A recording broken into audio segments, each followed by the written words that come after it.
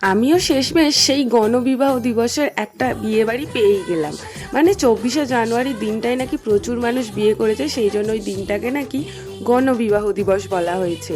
আর সেই দিবসের বিয়ে যদি একটা বাড়ির বিয়ে হয়ে যায় তাহলে আনন্দর কি আর সীমা থাকে? হ্যাঁ, এই বিয়েটা হচ্ছে আমার পিসির বিয়ে। সকাল থেকে রাত অবধি আনন্দের কোনো শেষ নেই।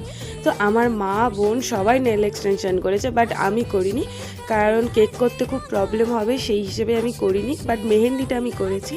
মেহেন্দি করে দিয়েছে আমার বন্ধু তৃষা, মানে ও আমার পার্সোনাল মেহেন্দি আর্টিস্ট। আমার যখনই মেহেন্দি করতে ইচ্ছা করে ওর কাছে চলে আসি, আর ও কোনো দিন না বলে না, ও যখনই বলি ও সাথে সাথে পরিয়ে দেয়। আর এবছরের মেহেন্দি তো আমি নিজেই বানিয়েছি, মানে অর্গানিক মেহেন্দি তো আমি বানাই, সেই জন্য মেহেন্দি নিজেই বানিয়েছি, তাই কালারটাও দারুণ এসেছে। নেক্সট কোনো ভিডিওতে আমি আমার কালারটা মেহেন্দি শেয়ার করে দেবো। আর বিয়েবাড়ির সব রকম ভিডিও যদি তোমরা দেখতে চাও অবশ্যই চ্যানেলটাকে সাবস্ক্রাইব করে পাশে থেকে আজ এই অবধি।